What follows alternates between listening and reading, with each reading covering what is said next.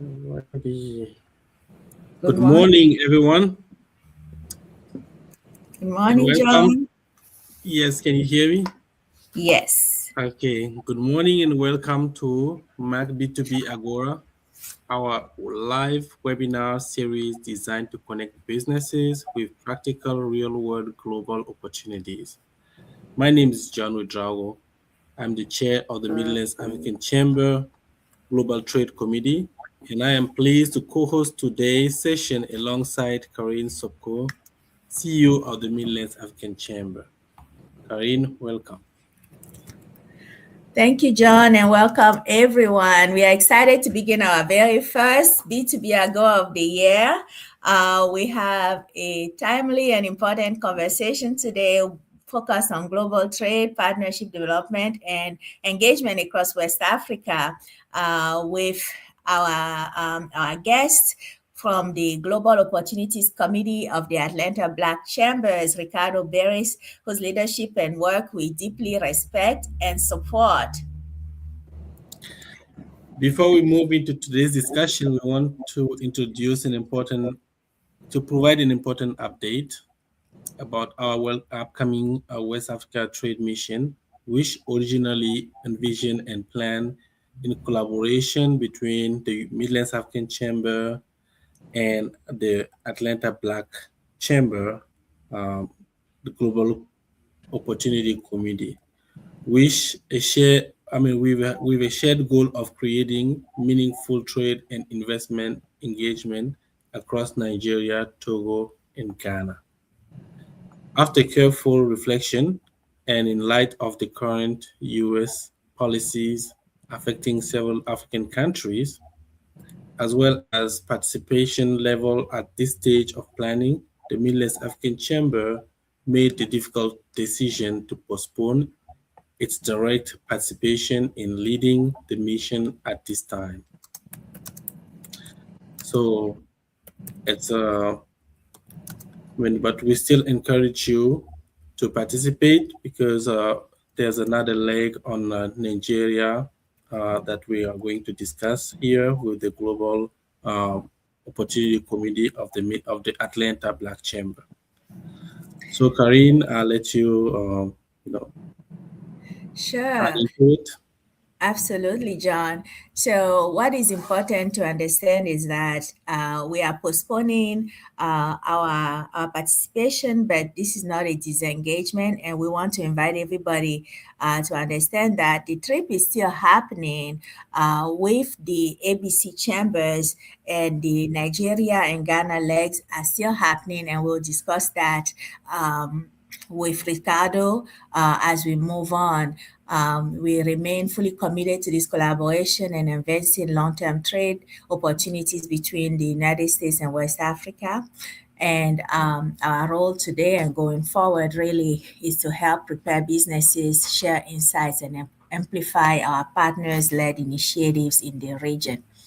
Um, so we want to really reassure our partners on that. And I'm excited for the discussions today to hear about what's brewing in Atlanta and what they have planned in West Africa and all over the world, really, because Africa or West Africa is not their only point of focus at the Global Opportunities Committees of the Atlanta Black Chambers. John? Thank you so much, Corinne. With that being said, let me introduce our guest today. We are pleased to welcome Ricardo Beres, Chair of the Global Opportunities Committee of the Atlanta Black Chamber, who is our guest today. Ricardo is a global entrepreneur, investor, and business advisor with more than 20 years of experience supporting startups and established companies across multiple markets. He is the founder, chairman, and CEO of MI Group, leading technology and digital media solution. And also, he leads Purposely and Berry Group, providing strategic advisory, financial consulting, and access to capital. In his role with the Global Opportunities Committee, Ricardo is advancing structured trade, investment, and partnership pathway that helps US businesses engage global markets with clarity and confidence. Ricardo, we welcome you to Mac B2B Agora. Well, thank you, John, and thank you, Karine. Good morning or good afternoon, wherever you are tuning in from. I appreciate the work that the Midlands African Chamber is doing, and just want to applaud you because this is a long journey that we are on to really ensure that our businesses all over the world, especially within the African continent on the west, particularly West Africa as well, ensure that they have the opportunities to connect, to build relationship, to work together and to grow their businesses. So I'm delighted to be here, and thank you for having me. The Global Opportunities Committee of the Atlanta Black Chamber, based in Atlanta, Georgia. We always say you don't need to be in Atlanta to be a part of the chamber. You can be a part of the chamber from anywhere, and especially when you have access to us through a partnership like Midlands African Chamber and the good work that the team is doing there. We are partners, and I would like to say we're in this to win it for as long as it actually takes. So you do have a friend out here in Atlanta anytime you wish to connect with us and to connect with our members. So and this is not just my effort. We have a team that actually makes all of what we do possible. So I do want to recognize them for all of the work that they've been doing, and our co-chair Jennifer Barbosa, and our membership Jason Kyles. There's so many other folks, and our president and CEO of the chamber in Atlanta, Melvin Coleman. So there are lots of different folks who are contributing to the overall goal of the Global Opportunities Committee. And if you ask who we are and what exactly we do, John and Karine, we focus on global opportunities. That's in our name. And what does that actually mean? And if you understand, an opportunity is like currency for a business. When you have an opportunity, you have a path to growth, and you have a path to grow your business. And so, with every opportunity, we believe that there is a way that you can convert these opportunities into meaningful economic results. And that's essentially what our focus is on. And so opportunities comes in all size and shapes and forms. But for us in Global Opportunities, we look at the opportunities around the world, but we look at them in three different forms, whether they're trade opportunities, so opportunities to export, import, depending on where you are, what side of the coin you're looking at things on. And we also look at opportunities to trade services as well. So you can trade a physical goods, and I know the region is very well known for a lot of the goods that is produced for the consumption of the rest of the world. And so there's opportunity to find folks, and that's why B2B Agora is so important, because then that's how you sort of link businesses together. And there's opportunities in partnerships. Oftentimes, partnership is the bedrock of the relationships that has been built between businesses. And so, the opportunity to partner with someone locally to be able to then do business in or expand into that region. And then lastly, there's the opportunity to invest with or in each other. We oftentimes hear all the time that access to capital is a strain within our community, and that happens globally as well. But the more we are together, the more we have access, and we can access each other's network, we can access each other's resources, and the probability of finding capital perhaps becomes greater when we don't essentially do this kind of stuff in isolation. So that's a big work that we're doing. We're building a network in 42 countries now. And each of these countries, we have people, eyes and ears and boots on the ground that are really intentionally looking at the opportunities that they can discover and help us to identify to interlock or networks together. So that's a huge responsibility that we're working on. We're building a technology platform. We actually are finished building a tech software a platform, and I'm in the software business, so it would be remiss of me not to build technology to kind of bring everybody together. And so that platform is called Core, and I'd be happy to share more with you later or sometime about Core. But Core is really going to be the system, the operating system for all of the underrepresented businesses, particularly business from the African diaspora, together in one single space to do business and to grow and to grow effectively. So glad to be here. Thank you for having me, and I'm looking forward to it. Yeah, thank you so much, Ricardo. It's so great to have you here. Just to dive deep into our discussion today, we know that engaging into global trade, engaging to seizing those opportunities come with a purpose and challenges. So, from a global trade perspective, what challenges do U.S. businesses commonly face when entering global markets, and what specific gaps are trade missions designed to address?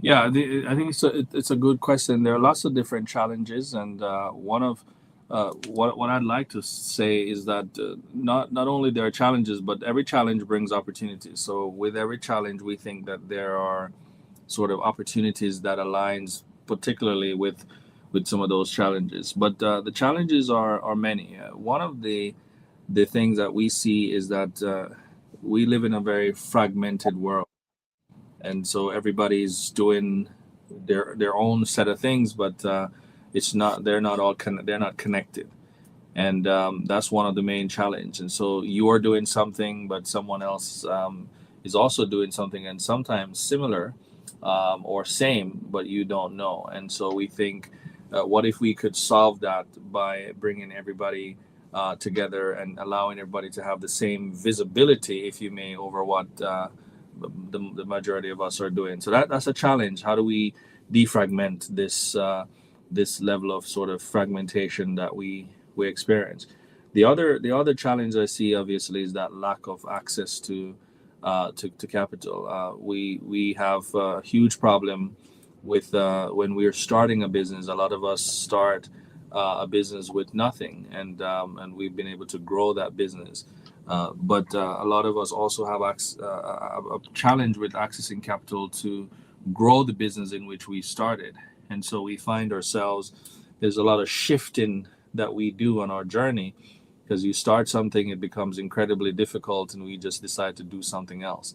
And we keep doing that. And, 20 years in, we would have been in 20 different things because we don't really sort of focus on breaking that glass ceiling, and that's in part due to the lack of access to capital. So there's a level of underfunded challenge that we deal with, where businesses don't have enough resource to fund their growth and to fund their way. So I do see that as one of the challenge. I think the other challenge that we see is mindset, right? People. The re-engineering of the thinking process has become a challenge, because going global is a mindset. It's you can go global from anywhere, you can grow your business from anywhere, but it all begins in the mind. And I think there has to be mindset changes, not just at the business level, but also at the leadership and government level. I mean, we still have governments that are thinking old school in a new sort of era, like 2026, and they're thinking like it's 1962, and so it requires a mindset shift. And so that's another challenge that we see. And then there are other resources that I think or people need to access, but more so to really go from accessing information to executing, and that's another challenge. So I could go on and on with a lot of challenges because there are so many of them, but I'll stop there. Indeed, there are many challenges, and as you were going through it, I couldn't help but think, you know firsthand about some of these challenges because this is not your first rodeo here, right? You've done this a few times before. Can you tell us a little bit about your group's, GOG's history in leading inbound and outbound trade delegations? Yeah, no, thank you, Corinne. And I, will we ever have a time when we don't have challenges? I don't know that that will happen.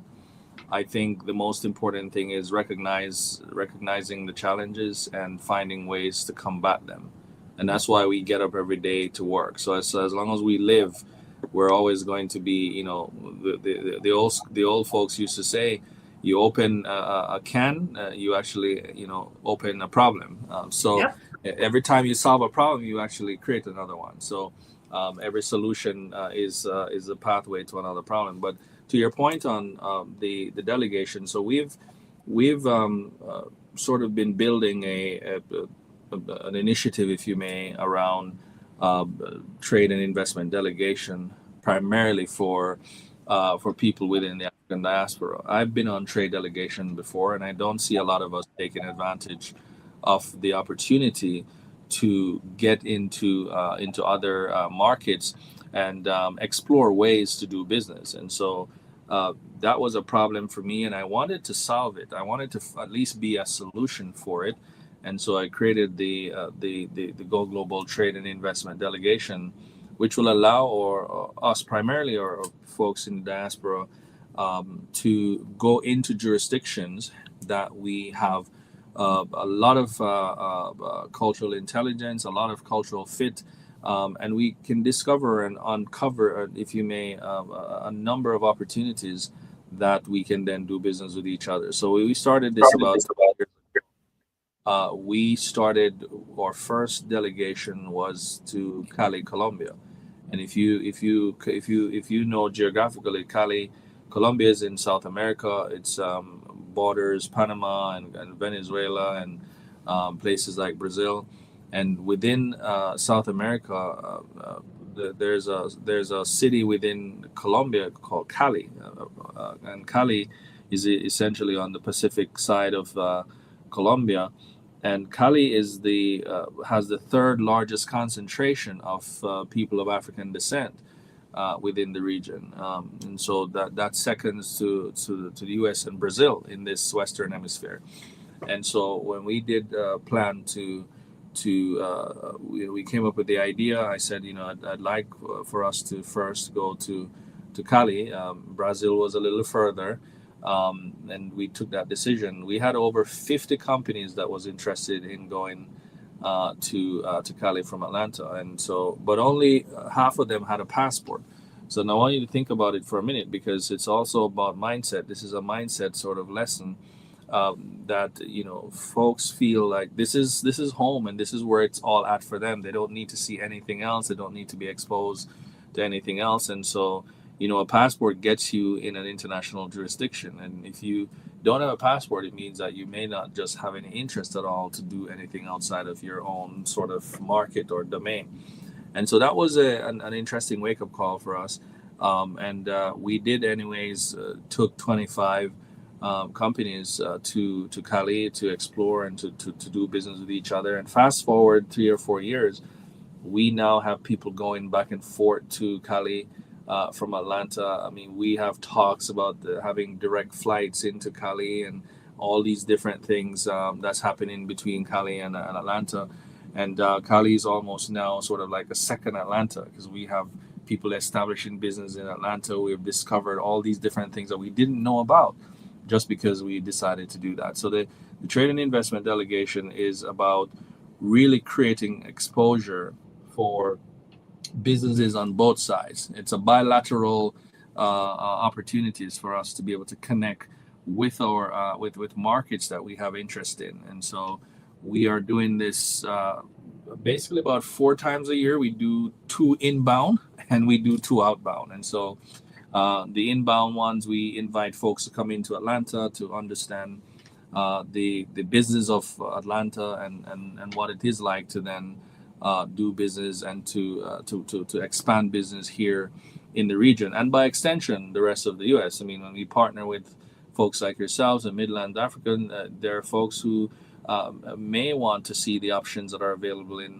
Nebraska and in the area, and we entertain that because it's the markets are open. There's so many different markets within the U.S. market itself that sometimes people misunderstand what it means to then expand into the U.S. market. You have to get granular and choose what market would suit you best. And even the Atlanta market itself is a big market and can be subdivided into all these different smaller markets. So we want to give people option to come in. And then we also want people who are based here in the U.S., not just in Atlanta, to go out. And this is why we plan these trips. So we are doing the West Africa delegation this time around, and we're going into West Africa like you heard earlier. But the idea was for us to connect with our counterparts in the West African region. We know for certain that there is a growing economy in those regions, and every market has got economies that's growing and revolving. And we're saying that if this area is of interest to you for any number of reasons, however you are affiliated with this region, or you just want to explore what opportunities you have there to connect, because they always say your network is your net worth. And so if you don't have a strong net worth, maybe you need to look at your network. And if it means networking with people in West Africa, with business owners in West Africa to grow your net worth, we say why not? And so these are some of the reasons that we put the trips together. And when we go on these trips, we're looking to connect with businesses that are interested in doing business international as well. So if you're in Nigeria or you're in Ghana, the idea is, do you have an interest in trading internationally? Do you have an interest in partnering overseas? Because now you have folks who are coming in and looking at that opportunity to be able to do business with you. Is it buying products from you or even selling products to you? It's bilateral. So we're looking at it on both sides. And, we talk about the mindset thing, Kareem, because the people always think that if you're coming in from the U.S. On a delegation, and you're coming in with a suitcase and perhaps a check-in luggage with all these kinds of cash, and you're coming in to pour it in. And we're saying that's not the right way to think about it. You have to think about this from a partnership perspective. Is there some value that you can actually add to doing business international with someone who may come from Atlanta or come from the so that's the I think and I hope I answered the question, but that's essentially the idea around the delegation. The ones that we do inbound comes in February and in October. The ones we do outbound goes out in March and in August. And so we look for where do we have people of African descent, underrepresented businesses that are operating, that are looking to connect. And there's a huge knowledge transfer opportunities that exist when we go into other territories, because we have some ideas about how to do certain things in a first world environment like the US. When we go into some of the other environments, we can impart ways. There's education opportunities, there's technology opportunities, there's transformation opportunities all over. And as entrepreneurs, we know how to identify opportunities, and that's why pressing the flesh, we say, never gets old, and being physically in the environment is really what opens up the opportunities for us to do business together. So that's I'm always excited about that. Thanks so much, Ricardo. This is so exciting, and talking about West African delegation, the West African trip. So this time we know that we have Nigeria and Ghana on the list, and each one of these countries offers a distinct advantage. So can you share why these countries were selected and what makes them strategic entry points for U.S. companies? Yeah, well, thanks, John. I think, Ghana is in the World Cup. I'm not sure if folks are aware that Ghana is a part of the FIFA World Cup, and the FIFA World Cup will Black Stars. yes. So the FIFA World Cup will be in America this year, and I think it's exciting to have our brothers and sisters from Ghana. I mean, we have other countries that will be there, but when you look at the list of the countries that are participating in the World Cup, you if you are from the African diaspora, you've got to stop at the list where you see countries that your African brothers are in. Your Haiti and your Ghana and your Cape Verde, like your South Africa, like you've got to do that. And so when you look at a space like Ghana and what Ghana has done over the years, but when you look at the diaspora that is Ghana, Ghanaian here in America, that also has a testament in and of itself in terms of the growth that the businesses have and have encountered over the years. So a big part of why we do this, it's not we don't travel because we can travel. I mean, we do it because we have people, we have businesses that are doing well, we have businesses that are incredibly successful on both sides of the pond, as we might say, that are connected in these areas, that want to see more success coming out. We want to see more success stories coming out of Ghana.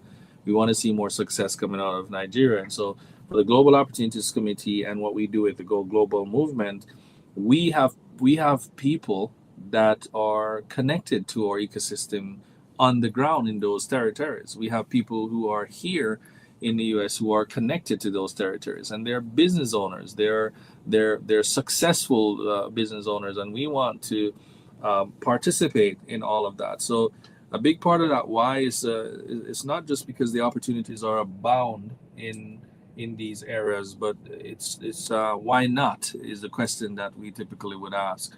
Why not go into the Nigeria and Ghana and connect with the Nigerians? We see how. I mean, I was looking at an interview with a Nigerian company. It's one of the unicorns on the continent is actually in Nigeria. So we have members who have offices in Nigeria and Ghana from Atlanta, and so we see that there are possibilities, but a lot of times our people don't really know, and to know you have to go, I always say. And so that's a big reason we choose these places. But again, if we're doing this twice a year, we have to choose other places too. And so we think there are incredibly amount of uniqueness when you look at the different landscapes and different markets and what you can get from Nigeria.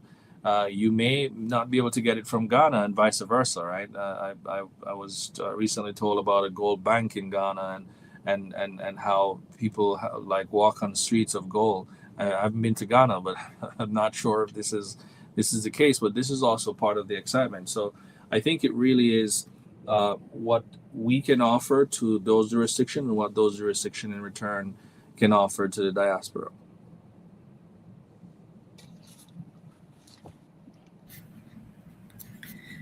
Thank you, Ricardo.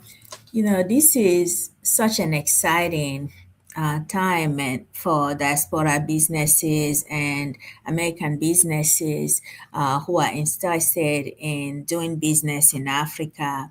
There has always been a lot of interest, but not enough conduits, right?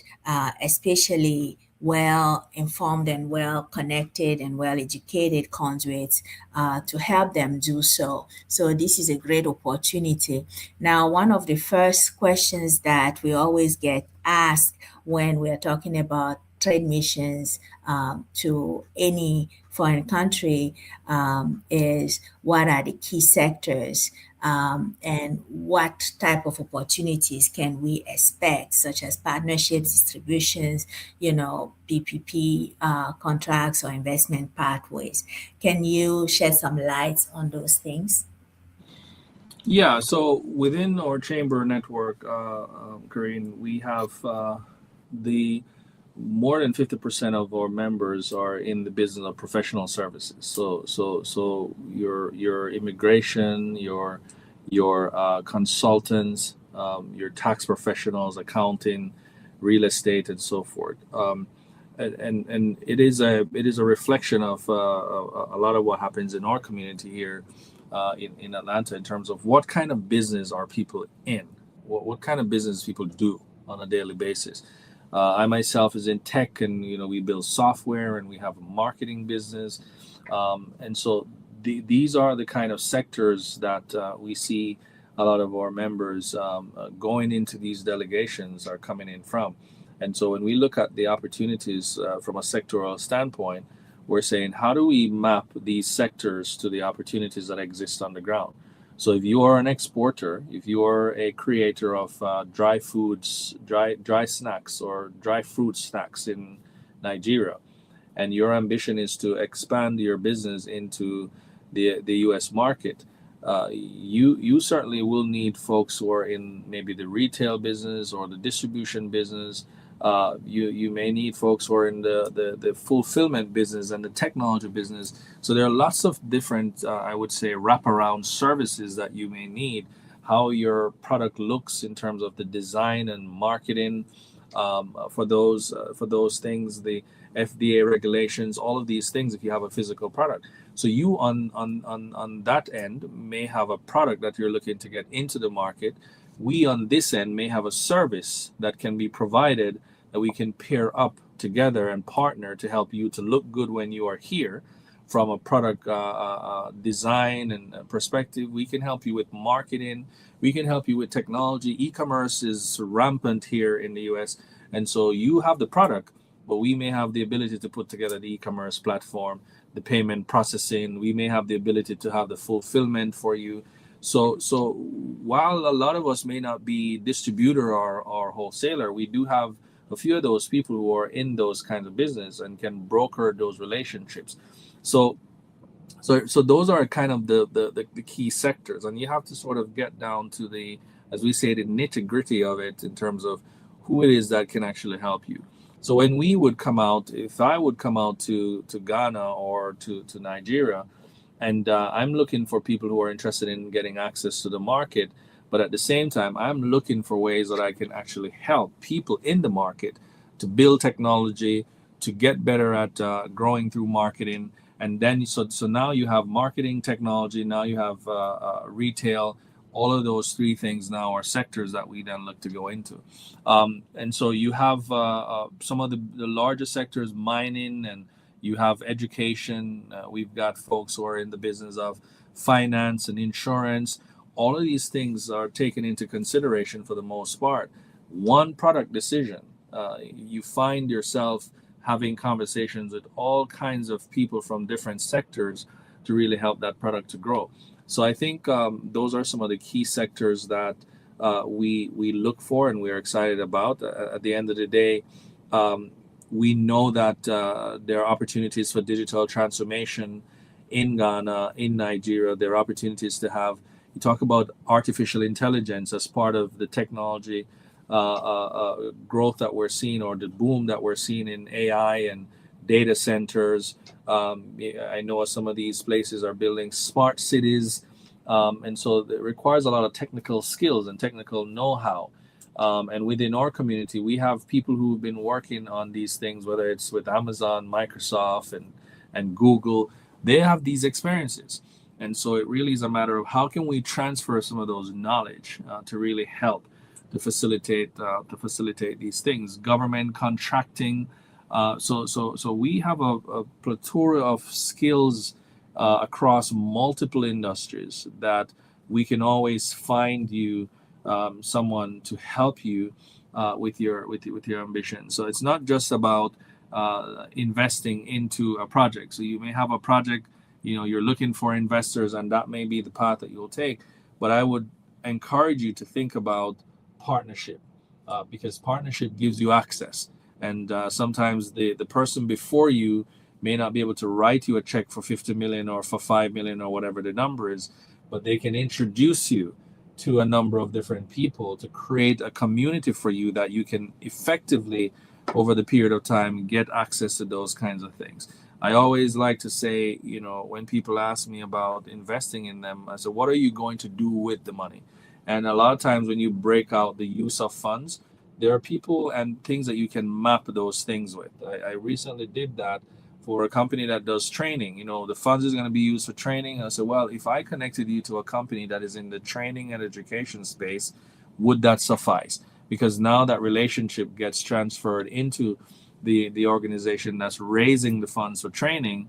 We don't need the money for training anymore because there's a relationship. Not that we don't need it, but we can orchestrate the investment opportunity by connecting people we know in our network that is willing to do training because of our relationship. So it certainly does matter in terms of the sectors and how we pair those up. But all of those sectors, I think, could have valuable placement inside these delegation when we take these trips. Yeah, thank you so much, Ricardo. I want to hear your thought or opinion about regarding market readiness for those businesses and individual. What should they have in place before engaging in these markets to ensure they are prepared and positioned for success once on the ground? Yeah, thanks, John. And so readiness is a challenge, and I think it also has to do with mindset. So there may be some correlation between readiness. But what does it actually mean to be ready? And we always say we're born ready, and we're always ready for an opportunity. And when you think about readiness, there are different ways to think about it. Are you looking to raise capital, which would make you then be investor ready? Are you looking to enter a new market, which would then require you to be, market ready? So there are different sort of layers, I would say, of readiness that you have to think about depending on what is it that you need at this particular point in time, right?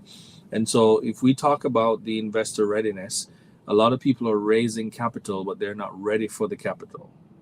And so when you look at it from an investment perspective, when we look at a package of a business that is raising capital, oftentimes what they have is it's a demonstration of their unpreparedness for such capital.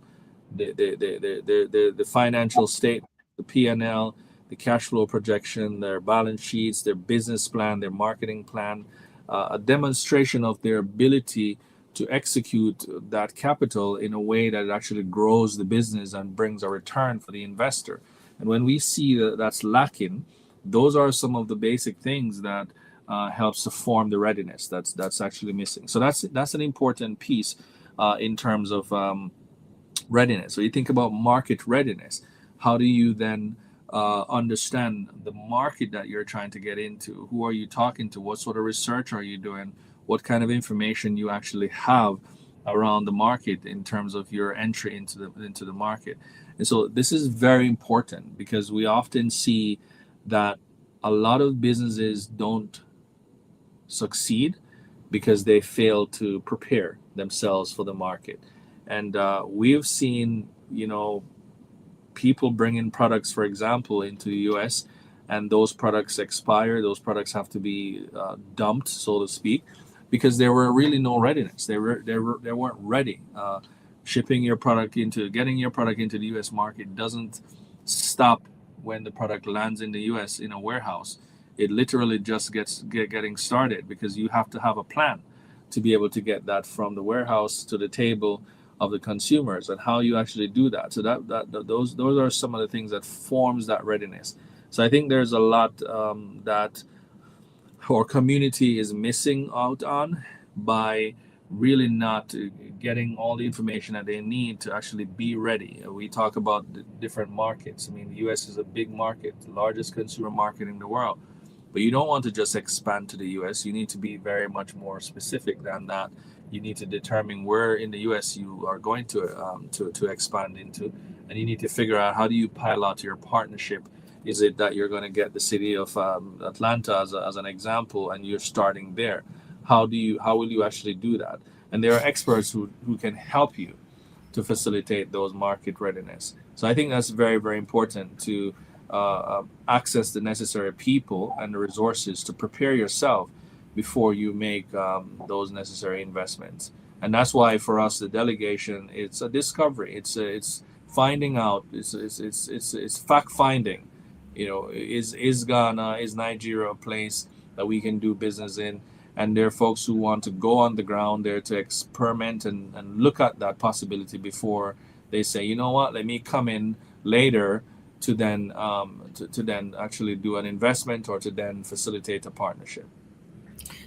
Ricardo, it's interesting when you talk about discovery, fact finding here in the US, on the ground, whether, we have so much more in common when we think about it.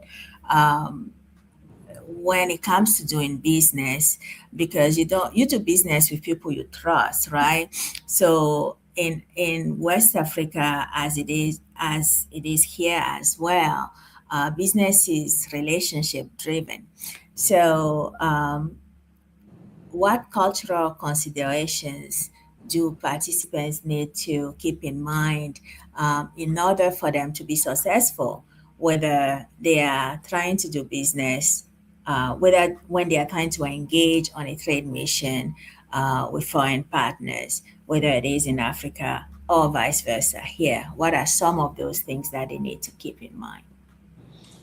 Yeah, and so this thing of trust is so important in doing business, and I don't know that a relationship driven culture is just immune to West Africa. I think every market is about relationship and making a connection, giving you my business card or scanning your card and my QR code and contacts.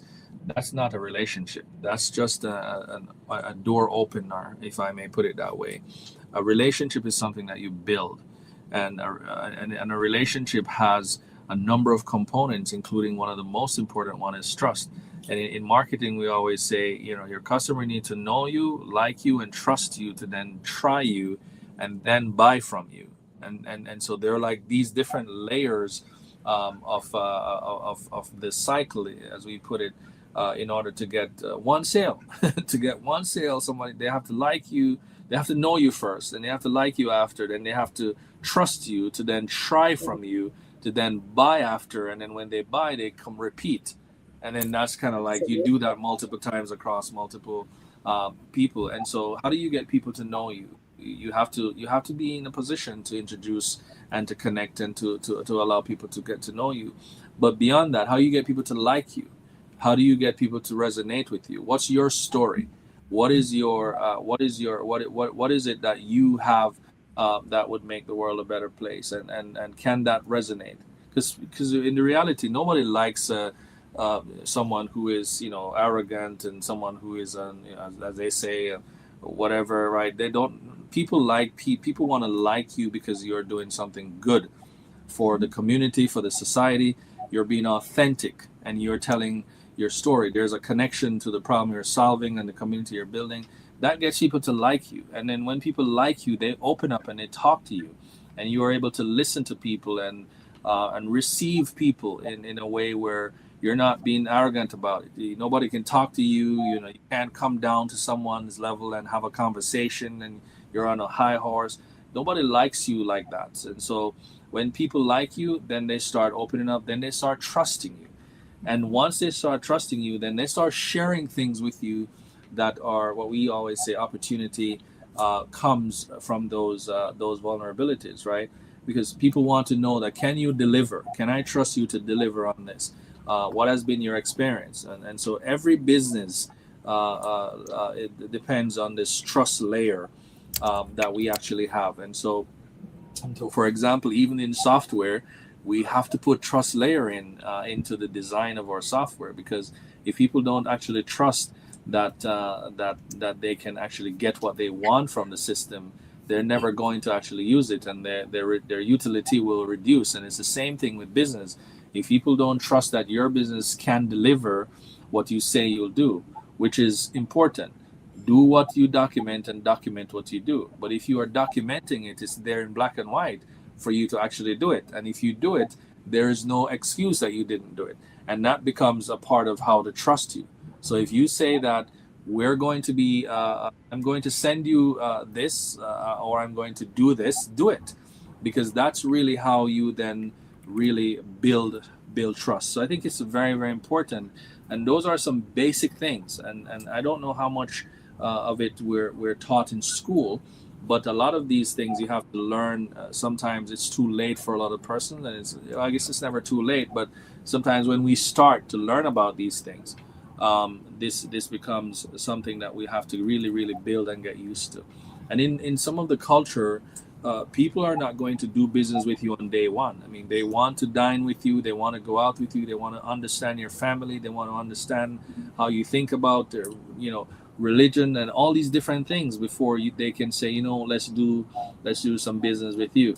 And so they may try you with a small transaction, and how you deal with that. They always say, your reaction is magnified based on how you treat small transactions. Right, right? Your personality, your character gets magnified rather based on how you treat. I do think that I do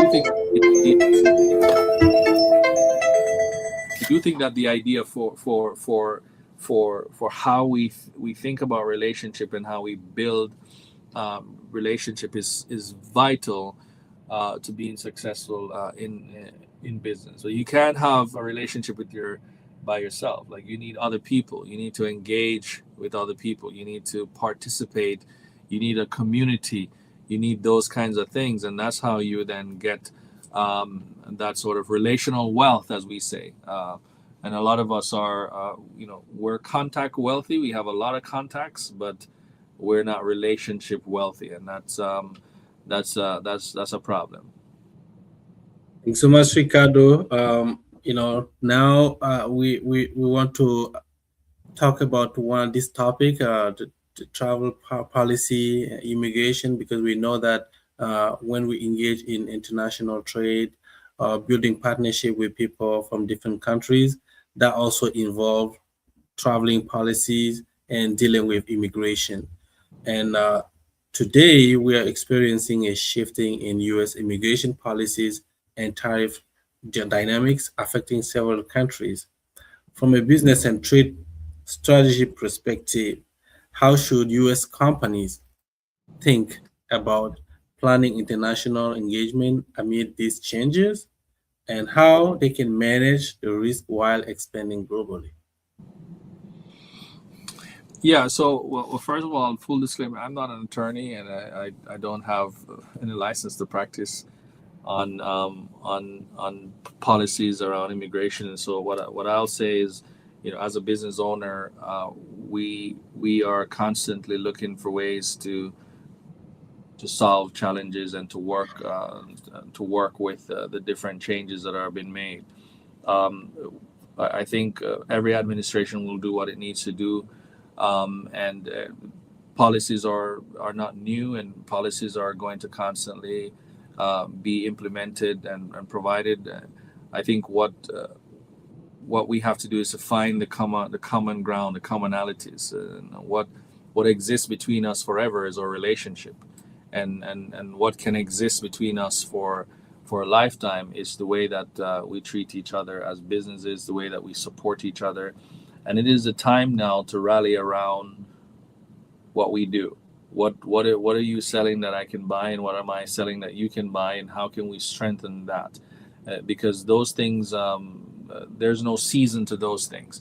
If we're in business, and we're in business for the most part for a lifetime, if we have those relationships that we talked about earlier, these different shifts in policies and agreements, there are always going to be some semblance of shifts. So I think it really is a matter of being able to focus and plan accordingly. Now, look, the sun doesn't shine every day, but the sun is there, and so we do know that things are seasonal. Sometimes these changes will affect us, and sometimes when we plan to figure out how do we navigate this, it's a tough cookie. I mean, I'm not gonna lie to you. Sometimes things can be moved and shifted from under your feet, but at the end of the day, we have to we have to find a way. And as entrepreneurs, we always find a way. And I had a conversation with someone on tariffs, and about how they're dealing with that, and creatively so. They're thinking about ways that they can work around, work with and around this idea of how do you manage this kind of thing. So, for example, maybe bringing those ingredients in the US and making them here instead of shipping them from there, so to speak. So that those are some ways that people are thinking about how do we best manage these kinds of shifts, right?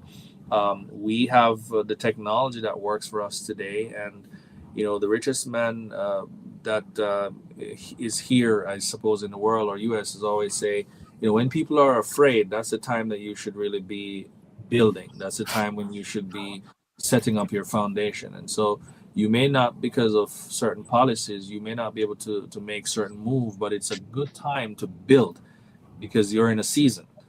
And if you understand the four seasons of life, this may be your winter, but spring is coming.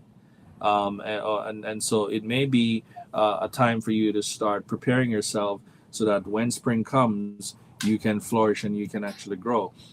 So it really is a mindset. It's really just the way that you think about it. I don't let it keep me up at night. At the end of the day, we continue to build our relationships. We continue to explore, because if you can survive the winter, then spring is going to be your season, and summer is also going to be the season that you can reap and harvest in the fall. So let's probably think more about how does the fourth season apply to the things that we're seeing today, and which season do you think you're actually in, and how you prepare for that. May not be the answer you're looking for, but I think it's something that could really help us to navigate these tough time. Let's support each other. Let's stick together, because those things don't change that much. You are absolutely right, Ricardo. I mean, being a business owner is being a problem solver and being a critical thinker, especially when, things don't seem so easy for everybody else. So I love that answer. One thing for people to also remember and keep in mind is that a lot of the shifting travel immigration changes apply mostly to non-business people, especially the travel bans. So the immigration travel bans do not really affect business visas. So those are still open for inbound business visas available for most of those countries.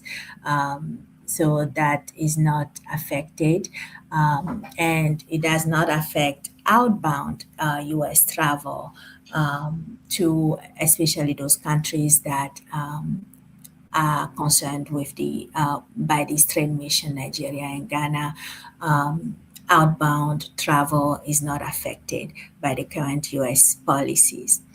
So, to get to my next question for you, Ricardo, a lot of trade missions generate strong conversations for participants and exciting activities.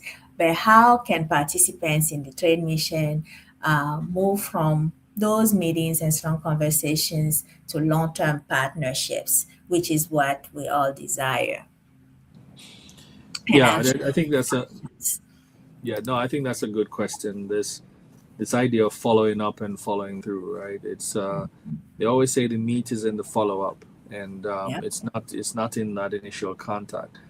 I think our community struggles a lot with the following up.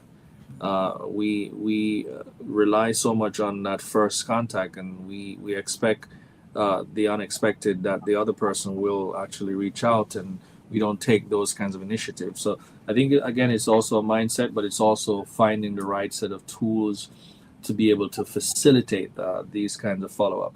I give you an example. In our marketing business, we talk to a lot of our clients about building out automation for following ups, making sure that you can be top of mind. I always say nobody wakes up thinking about you, not unless you are their spouse or you're their children.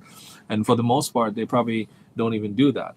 And so you have to ensure that you are top of mind in folks' mind. And so if you are looking to um, create a long-term partnership, you're looking to build on an opportunity, you have to be intentional about following up.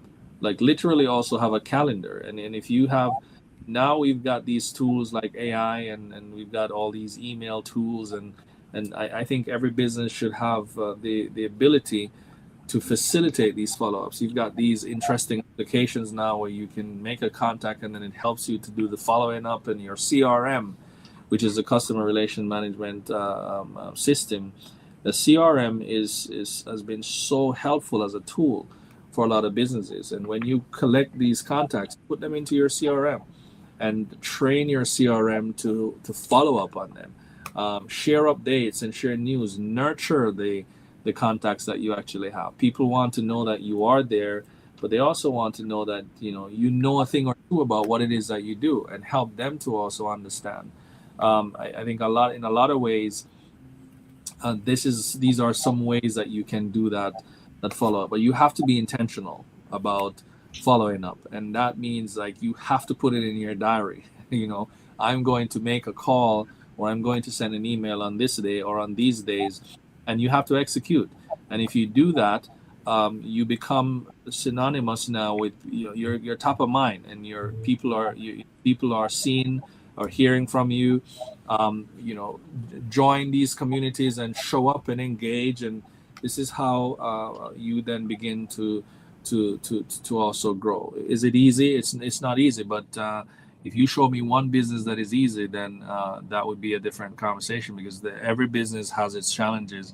And if you're looking to grow that business, you're going to have to be very intentional about how do you go from a mere contact to following up, following through, and expecting the results that you deserve. It can only come through those follow-up actions. Thanks so much, Ricardo. I've learned a lot myself as a business owner from this conversation that we had with you. As we are running out of time, we really want to thank you for your leadership and at the GOC and your insight. This trade mission represents a disciplined, partner-led pathway for businesses seeking to engage West Africa with preparation, clarity, and long-term vision. Corinne, what do you have to add on this? This was such an interesting conversation full of insights. Ricardo, thank you so much. This shows why B2B AGORA is really more than a discussion. It's always, you come here, you learn so much about what our partners are doing, what they have going on. It was such a pleasure meeting you a couple of years ago at the U.S. Black Chambers Conference in D.C., and then building a partnership with the GOC and attending twice the Global Opportunities Committee on Conference, right? The first one virtually, and then in person together with John last year. Which was an extraordinary event, bringing together how many countries were together, Ricardo, at the event? I think we counted about 30 plus of them. There are people from pretty much from everywhere was there. Yes. It was just amazing, and we look forward to it again this year. We really remain committed to supporting initiatives such as the B2B conference in Atlanta, and also the upcoming trade mission to Nigeria and Ghana on March 7th to the 22nd. And we really encourage everyone to sign up to participate at gotradedelegation.com. It's going to be full of events and opportunities to engage with partners on the ground, officials, and really an opportunity for you to expand your business globally. But before we close here, I want to really thank you, Ricardo. And before we close here, I want to remind you of a few upcoming opportunities with Mark. Our roll call networking event is going to be February 11th at Big Mama's Kitchen. The next B2B Agora is going to be with the Global African Business Association and our Our guest will be Akindele Adeyemi, the president of the board of GABA. We will have Power Hour on February 19th. And don't forget, last but not least, to mark your calendars and get your tickets now for at the early bird price for Pitch Black conference, which is going to be on May 2nd, bringing together entrepreneurs, investors, and ecosystem leaders around the theme this year, which is Culture, Capital, and Change here in Omaha. Visit MidlandsAfricanChamber.com with Pitch Black to register today. Thank you so much for joining us. Thank you, John. Thank you, Ricardo. It was a pleasure Thank you. as always. Thank you, Thank you. everyone. Appreciate it. Thank you for having me. All right. Have a good one. You too.